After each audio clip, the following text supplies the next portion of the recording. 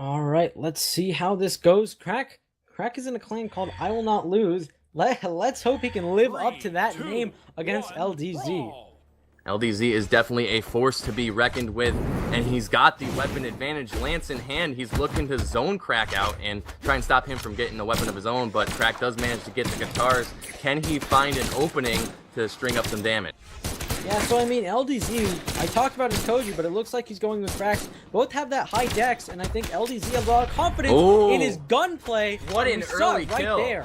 That was a 20-second kill. Took 20 seconds for him to take cRacK from 0 to death.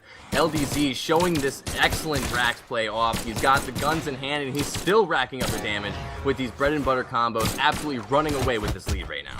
Yeah, you know, LDZ, he's watched everyone change their meta to this bow play. LDZ is someone who likes to figure out exactly what sort of weapons are in the top tier right now, and I think it is of his belief that guns are something that can counter the bow play right now. So it looks like that's the decision behind this Vraxx play. It's being very dominant, even if cRacK isn't necessarily playing a bow character.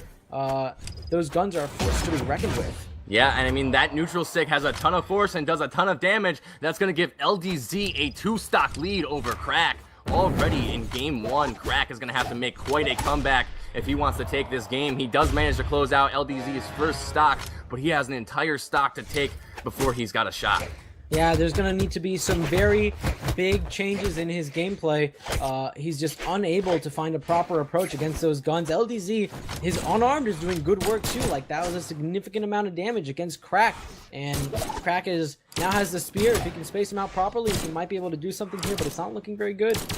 Yeah, I mean, Vraxx doesn't have a ton of defense, but with that high dexterity and those great weapons, I mean, we got the guns and the lance. He's really good for racking up damage, especially against 8 defense legends like Queen Nai. cRacK is having some trouble spacing around these guns. Looks like this movement speed is really putting him in a bad position, especially with his spacing.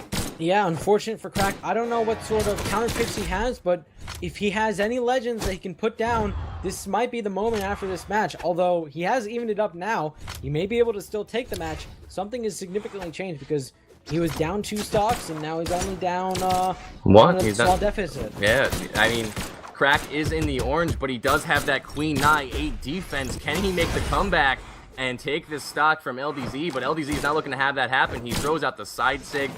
cRacK is now in kill percent, but he's getting in with the unarmed, and he's got the guitars in hand. Are we going to see a comeback?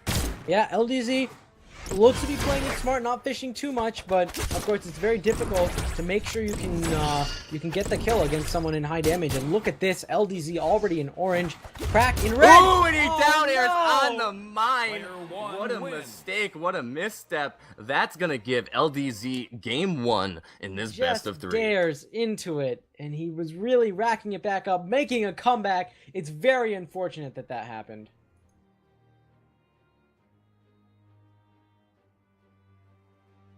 Going into game 2, map striking underway. Both players are sticking to their legends. Yeah, you know, I was saying there might be a legend counterpick, but cRacK came so close in that game. I think he has confidence that he's figured out LDZ's playstyle. Yeah. All he has to do is adjust properly, and he could easily take game 2. Well, the way we saw him adjust his playstyle on that last stock, if he's able to do that from the beginning, I definitely think he's got a shot at taking this game against LDZ, and we're going into game 2 on the Gravy boat.